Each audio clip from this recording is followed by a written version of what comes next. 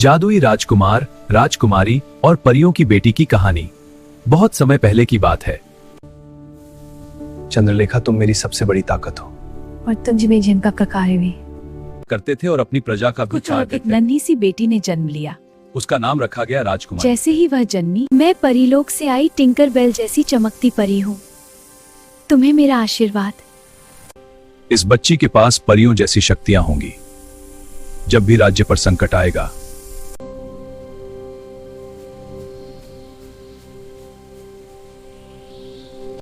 हवा को शांत करना आता था और उसके हाथों से नीली रोशनी निकलती।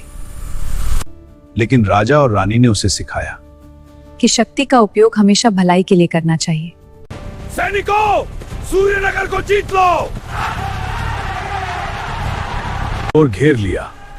महल के बाहर युद्ध छिड़ गया। राजा आर्यवीर और रानी चंद्रलेखा। और घेर लिया। महल के बाहर युद्ध छिड़ गया। राजा आर्यवीर और रानी चंद्रलेखा बहादुरी से लड़ रहे थे, लेकिन दुश्मन बहुत ज्यादा थे। लेकिन उसे परी का आशीर्वाद याद आया। उसने अपनी आंखें बंद की और अपने दिल लेकिन उसे परी का आशीर्वाद याद आया। उसने अपनी आंखें बंद की और अपने दिल राज्य के लिए प्रार्थना की।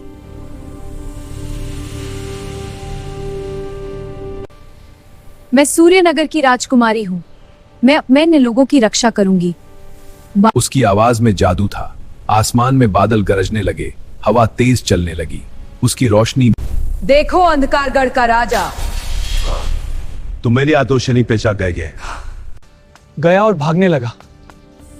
तारिका ने अपने जादू से राज्य के चारों ओर एक चमकदार सुरक्षा कवच बना दिया। युद्ध खत्म हो गया। सूर्यनगर फिर से सुरक्षित हो गया। राजा और रानी अपनी बेटी पर गर्व करने लगे। हम तुम पर बहुत गर्व हैं। से गले गया माँ। आज तुमने साबित कर दिया कि सच्ची शक्ति प्रेम और साहस में होती है।